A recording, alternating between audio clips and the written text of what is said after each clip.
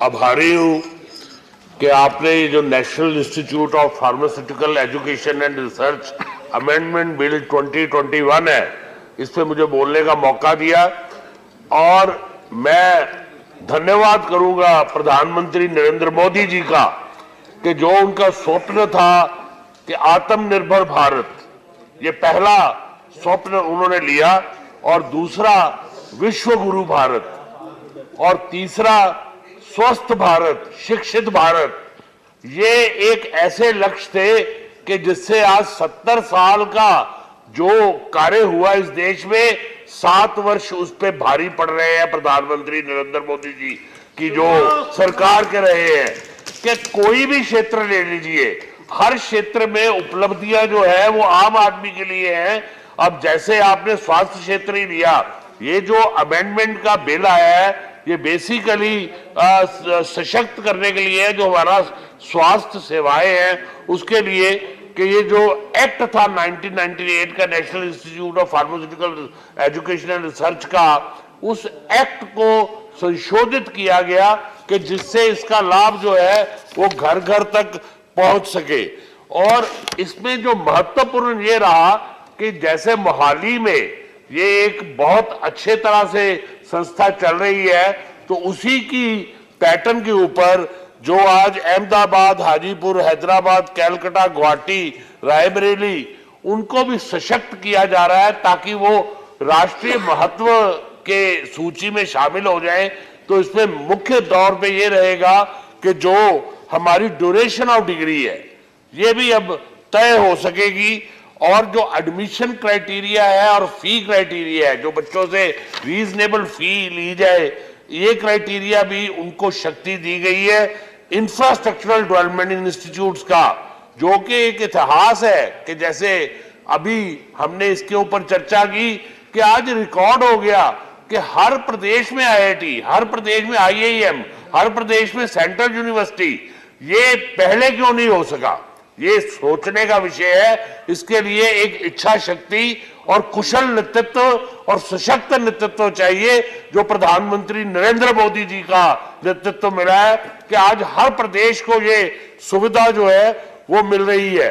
और केंद्र सरकार से ग्रांट्स भी जो है वो बहुत अधिक ग्रांट जो है वो मिली है। हमने अभी उदाहरण लिया कोविड का, कि अगर हम तैयार होते, वैसे तो मैं प्रधानमंत्री जी को बहुत बहुत धन्यवाद करूंगा कि उन्होंने कुशल नेतृत्व के कारण, दूरदर्शिता के कारण, ये जो एक महामारी आई थी, वैश्विक महामारी, उसमें उन्होंने सफलता प्राप्त की उसके निवारण में। कि अगर डाटा देखें तो उस डाटा में जो मोर्टेलिटी रेट है वो हमारे देश का और देशों के मुकाबले बहुत कम नुकसान जो हुआ, उसका कारण था कि जैसे एक उदाहरण दूंगा, और मैं उदाहरण के साथ एक प्रश्न भी उठता है कि 70 वर्ष में जो वेंटिलेटर्स है, लाइफ सेविंग थे सर स्वास्थ्य सेवाओं में, 16,000 वेंटिलेटर थे।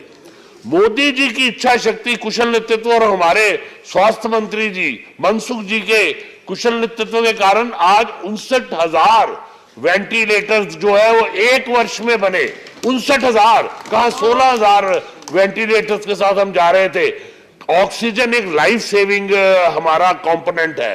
क्या हमें पहले इसके बारे में चिंता नहीं थी कि जब कभी कोई ऐसी महामारी आती है तो ऑक्सीजन की जरूरत पड़ती है?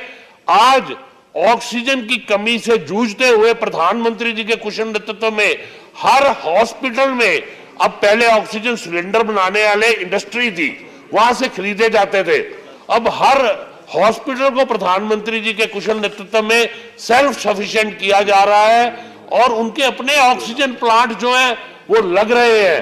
पर मुझे बहुत दुख हुआ कि इच्छा शक्ति की कमी है तो पंजाब में है, कि पंजाब में जो सरकार थी कि वेंटिलेटर जो भेजे, तो आरोप लगा दिया केंद्र सरकार के ऊपर कि जो वेंटिलेटर्स हैं ये खराब भेजे हैं। जब टीम गई तो टीम ने जाके देखा कि उसको इंस्टॉल नहीं किया गया था। ये स्वास्थ्य के ऊपर ही है कि स्वास्थ्य के ऊपर ये मैं विषय इसलिए ले रहा हूं कि ये स्वास्थ्य का जो इंस्टीट्यूट को, क्योंकि चिल्लाने से कुछ नहीं होगा, या तो कुछ है नहीं 70 वर्ष, तो अब चिल्लाने से मैं भाई जयराम जी को यही करूंगा, चिल्लाने से 70 वर्ष का कुशासन शासन में नहीं बदल जाएगा, इसीलिए आप मिनिमाइज हुए हो। अगर चिंतन किया होता जो मैं आज कह रहा हूं तो आज मिनिमाइज ना हुए होते। तो आज जो यहाँ पे दवाई उत्पादन है, तो यहाँ फार्मा इंडस्ट्री जो है वो फार्मा इंडस्ट्री बहुत डेवलप हुई है, पर फार्मा इंडस्ट्री में फॉर्मुलेशन तो होती है पर रिसर्च की कमी थी। और हमारा भारत तो ये प्रसिद्ध था कि आयात करने वाला भारत है, ये विदेशों पे निर्भर रहने वाला भारत है। ये 70 वर्ष हुआ, ये पहली बार हुआ है जब आत्मनिर्भर भारत हो रहा है। अब हर चीज मेक इन इंडिया है, मेड इन इंडिया है, यहां पे हर चीज को हम प्रोटेक्शन कर रहे हैं, जिसमें ये कदम हम लेके आए हैं। ये औषधि का भी कि ये जो इंस्टीट्यूट है यहाँ रिसर्च होगी, रिसर्च करने के बाद हम आयात नहीं हम निर्यात करेंगे।